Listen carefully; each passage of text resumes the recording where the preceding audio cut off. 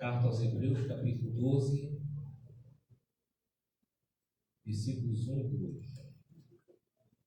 Diz assim a palavra do Senhor.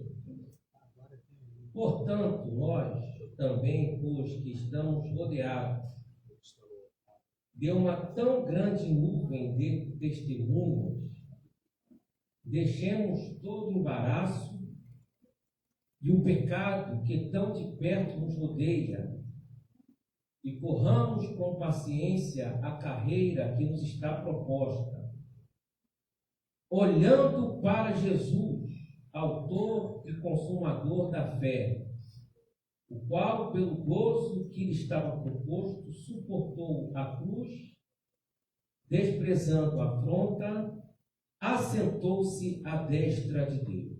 Oremos. Senhor, temos lido a Tua palavra, já tem falado conosco através das oportunidades, dos hinos, continua falando através da Tua palavra, Senhor. Misericórdia desse que está falando, usa com sabedoria, com graça, para falar aquilo que precisamos ouvir nessa noite de ceia, nessa noite que estamos lembrando que Teu Filho Jesus morreu e ressuscitou, está entre nós nessa noite, conforme foi cantado. Outro igual não há. Tu estás aqui nessa noite, ó Pai, neste templo, na vida, no coração de cada crente convertido que entrou nessa casa para Te adorar, Espírito em verdade, continua falando conosco. É o que nós pedimos e Te agradecemos em nome de Jesus. Amém. Os irmãos podem sentar.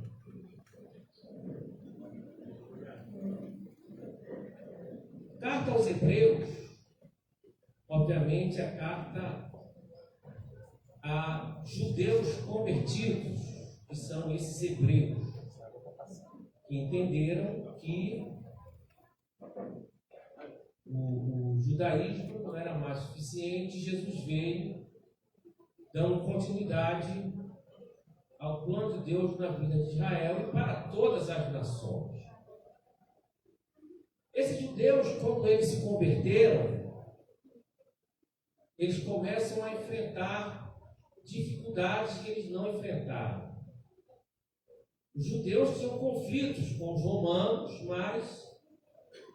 mas pela revolta, de alguns que não aceitavam a dominação romana. Mas as lideranças deixavam eles em paz, porque eles davam lá o tributo a César e eles não adoravam a César, mas eles, quando ofereciam o sacrifício, o holocausto a Deus, eles também oravam pelo César. Então eles não eram perseguidos. Havia muitos conflitos, muitas perseguições entre judeus e romanos, mas eram revoltas que aconteciam, mas no geral eles eram deixados em paz pelos romanos. Aí esses judeus deixaram de ser judeus para serem cristãos. Quando eles passaram a ser cristãos, aí sim eles passaram a ser perseguidos. Uma igreja cristã era perseguida, porque a igreja cristã não adorava a César, adorava ao Senhor chamado Jesus. Então, se tem um grupo adorando a outro Senhor, a outro rei, eles são uma ameaça à estabilidade do império. Então, eles passaram a ser perseguidos. E alguns pensavam, quando eu era judeu, o judaísmo não era perseguido. Eu passei a ser crente, eu passei a ser perseguido. Então, eu vou voltar a ser judeu. Vou voltar a praticar o judaísmo, a esperar o Messias, a oferecer sacrifício lá no templo. No entanto, que no capítulo 6, o escritor diz, se vocês voltarem para isso, vocês estão crucificando Jesus de novo. E no capítulo 10 diz, resta um pouquinho de tempo, que há de vir e virá. Nós não somos daqueles que recuam, não, porque eles queriam recuar. Só que a perseguição não era fácil. Como é que era a perseguição que eles sofriam? No capítulo 10, no versículo 32 ao 34, diz assim: lembrai-vos, porém, dos dias passados, em que, depois de serem iluminados, suportastes grandes combates de aflições.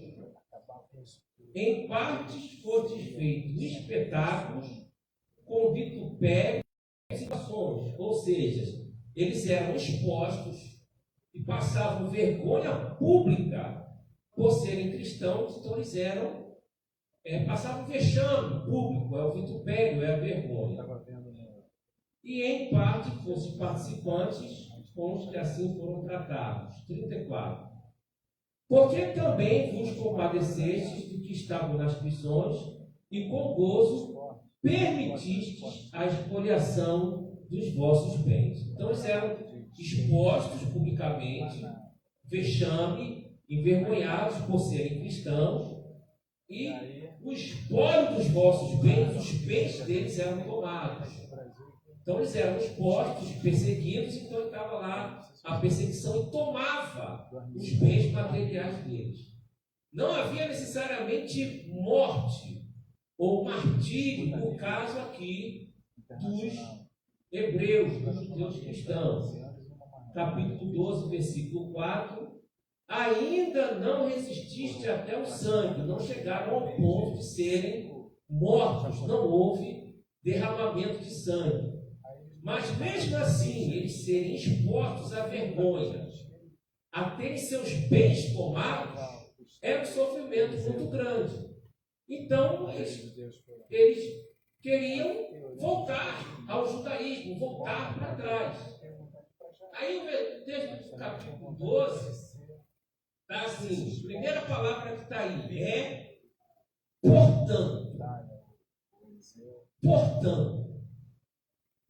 Portanto, o que é o portanto? Para que a gente fala portanto? Portanto, é uma palavra que ela fecha uma ideia para explicar outra. Ou ela explica outra a partir da ideia anterior. A jovem estudou muito, portanto, ela está preparada para a prova. Então, portanto, vai juntar que a jovem estudou muito e vai explicar que ela está preparada para a prova. Esse irmão já sofreu muito, portanto, ele é uma pessoa experiente, experimentada. Por que essa pessoa é experiente? Porque ela já sofreu muito. Então, essa palavra, portanto, ela é conclusão. É uma conjunção conclusiva. Conjunção que ela vai juntar duas ideias, uma concluindo o pensamento da anterior. Então, esse portanto, ele vai completar a ideia do capítulo 11 e vai explicar no capítulo 12 que esse povo que está sofrendo, que está vendo a perseguição, que está olhando para a perseguição, eles têm que suportar, vencer, eles têm que olhar para Jesus. Portanto, nós também, pois que estamos rodeados de uma tão grande nuvem de testemunhas, deixemos todo embaraço e o pecado que tão de perto nos rodeia, aí induz, olhando para Jesus. Por que é que eu tenho que olhar para Jesus? Aí esse portanto vai fechar a ideia do 11. Qual é a ideia do 11? É a fé. Por exemplo, no versículo de número 6 do 11 diz: ora, sem fé é impossível agradar-lhe, porque é necessário que aquele que se aproxima de Deus creia que ele existe e é galardoador dos que os buscam. Ou seja, tenha fé. Deus existe. Se você se aproxima de Deus, tenha certeza, ele tem vitória para te dar. Aí ele vai começar a lembrar de personagens que esses judeus conheciam até melhor do que os outros cristãos, de Tessalônica, da Galácia, dos Efésios, dos Filipenses, porque eles eram judeus, hebreus, e a história desse personagem estava na mente, no coração deles. Aí, versículo 7, pela fé Noé. Versículo 8, pela fé Abraão. 17, Isaac. 20, de novo, Isaac. 21, Jacó. 22, José. 23, Moisés. 24, Moisés. Aí a partir do versículo 27 é o povo de Israel. Pela fé deixou o Egito. 28, celebrou a Páscoa. 29, pela fé, o mar vermelho. Aí chega um momento que ele diz que falta tempo para ele falar de tanta gente. 21, pela fé, Raabe. No 32 ele resume: Gideão, Baraque, Sansão, Jefité, Davi, Samuel, dos profetas, tanta gente para vocês lembrarem que pela fé. E o que é a fé? A fé, ele diz no versículo 1, é o firmamento das coisas que se esperam, ou seja, é uma coisa bem construída, que eu estou em pé, firmado, e aconteça o que acontecer. Eu só caio se eu abandonar. Eu só caio se eu sofrer, porque é o firme fundamento de uma coisa que eu espero, que eu não sei quando vai vir, como vai vir, mas eu sei que vai vir, e eu não vejo, eu não sei explicar, eu não sei de onde vem, mas eu sei que Deus é galardoador. Por isso que não tem imagem aqui, por isso que não tem ídolo, porque outro igual não há. A igreja cantou com fé, a igreja cantou com força, a igreja cantou com esperança. Outro igual não há. Aconteça o que acontecer, eu olho para Jesus, autor e consumador da nossa fé. Agora, antes de olhar para Jesus, eu posso olhar para os irmãos também que são heróis. Aqui tem um bocado de gente famosa nesse texto, mas tem gente que é anônima. Aí, no 24, apagaram a força do fogo, escaparam do fio da espada, da fraqueza tiraram forças, da fraqueza tiraram forças. Você está fraco, irmão? Está desanimado? Dessa fraqueza dá para tirar força. Por quê? Nessa fraqueza eu não sou ninguém, nessa fraqueza eu não sou nada. Nessa fraqueza não tem espaço para o meu eu, para o meu ego, para o que eu acho, para o que eu penso. Aí sai o que eu acho, sai o que eu penso e entra Deus, com o seu poder, com a sua autoridade. Você não é nada, mas eu sou tudo. Da fraqueza eu tiro força. 25, ele está explicando para chegar no portanto. As mulheres receberam pela ressurreição seus mortos. Uns foram torturados. Não, olha só. 35. As mulheres receberam pela ressurreição seus mortos. Uns foram torturados, não aceitando o seu livramento. Irmão, será que eu aguento isso? Deus dá livramento, mas tem gente que morreu sem aceitar o livramento. Será que eu aguento isso? Eu vou ficar chateadinho porque eu me desentendi com alguém, e esse aqui que morreu sem aceitar o livramento?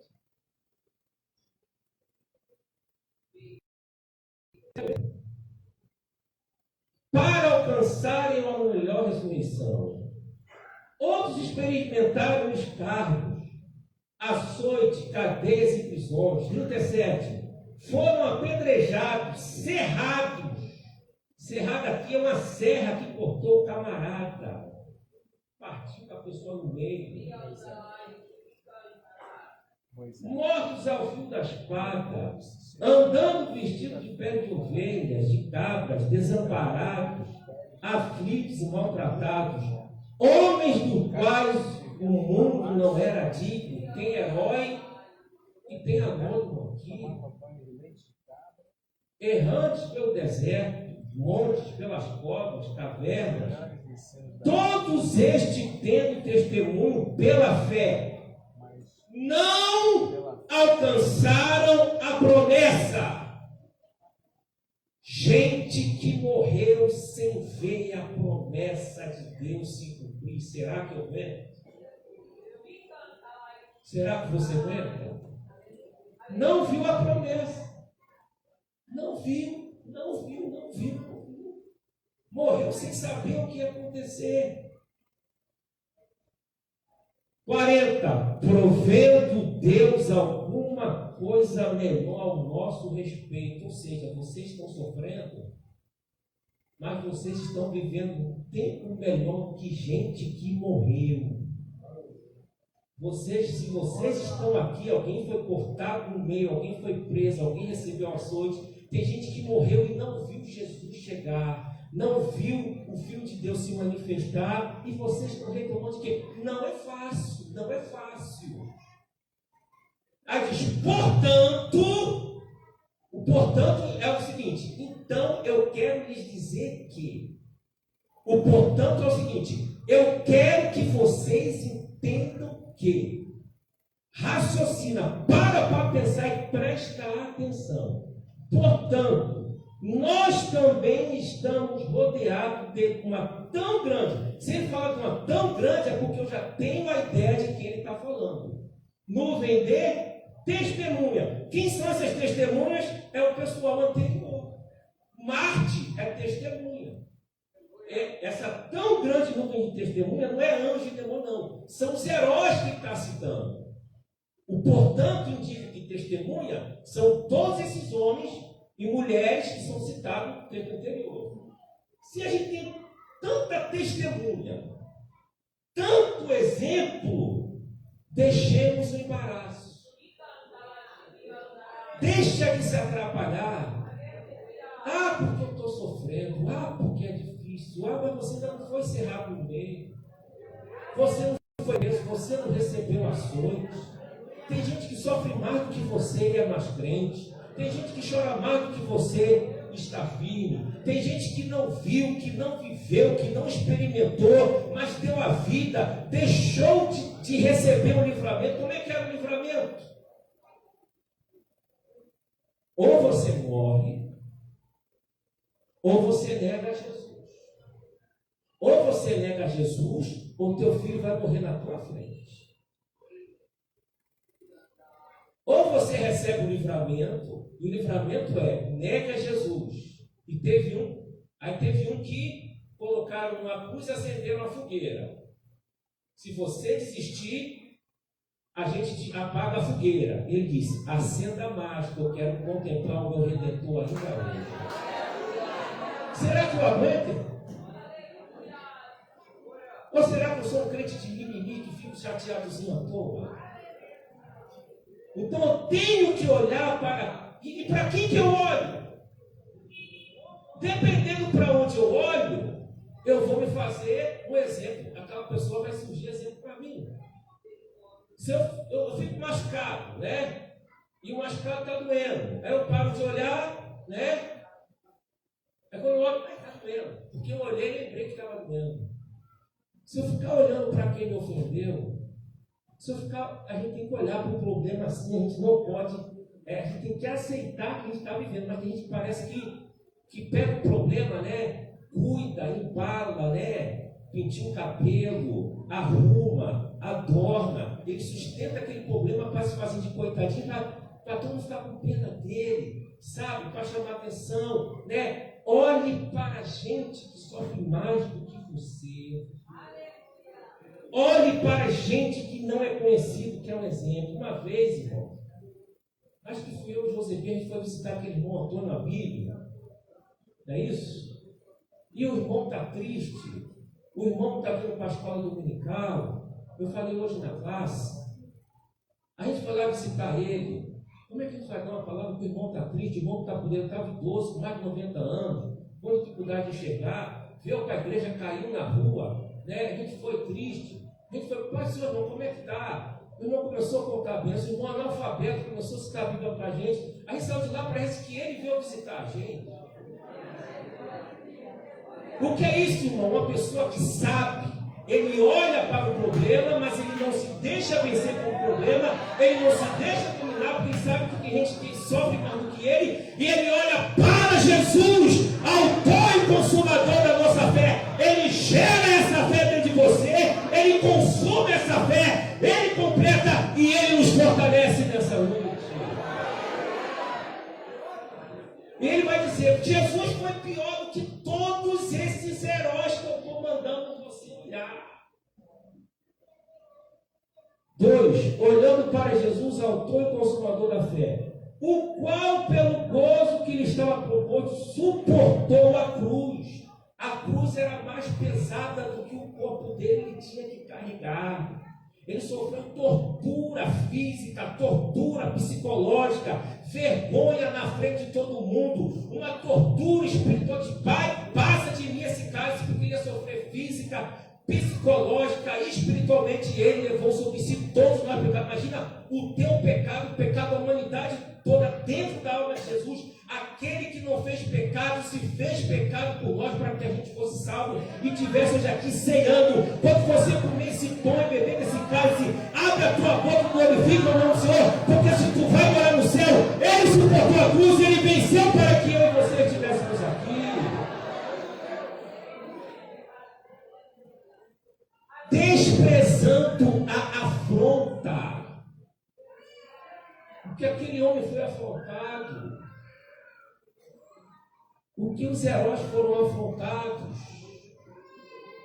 o quanto você é afrontado na tua casa, o quanto você é afrontado no teu trabalho, o quanto você é afrontado por crente atribulado, ou por ímpio que é mais atribulado ainda. Olhe para os bons exemplos que nos cercam. O que não falta é mau exemplo. Todo dia sai um escândalo de crente por aí. Escândalo de pastor, escândalo de cantor, escândalo de gente famosa. Tinha um pastor que todo lugar no Rio de Janeiro todo ia correr atrás. Foi preso aí por causa do escândalo do médico. Então eu perdoo, não duvido não que eu esteja errado. Eu sabia a história dele.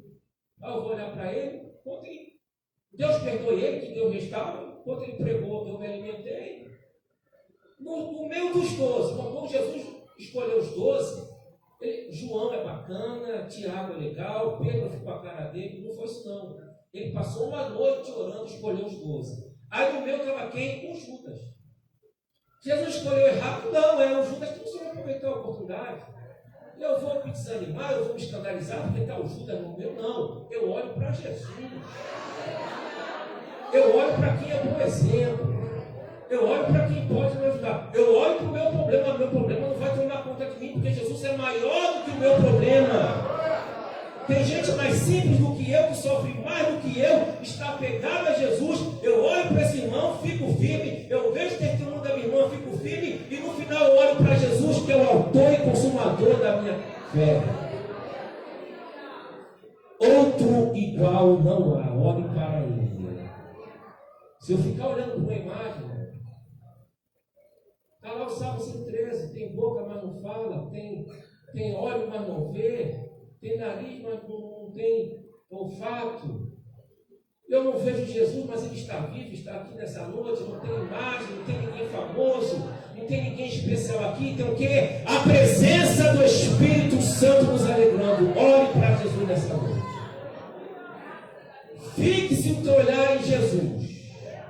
Porque Jesus está em cima, Jesus está à frente. Quando eu olho para frente, eu olho para cima, eu caminho. A fé é o fundamento das coisas que se esperam. Eu não sei quando vai chegar, mas enquanto não chega, eu espero e caminho. Eu não sei de onde vai vir, mas enquanto não vem, eu olho para cima, olho para frente, caminho. Eu não sei como vai vir. É as coisas que não se vê. Eu não estou vendo, é melhor ainda, porque se eu ver, eu paro. Se eu ver, eu me acomodo. Eu vou ver na hora certa, porque na hora certa Deus sabe que eu vou valorizar aquilo que demorou, e eu vou cantar o hino da vitória, e no final, todos seremos arrebatados e veremos Jesus face a face. Deus abençoe a todos, receba a tua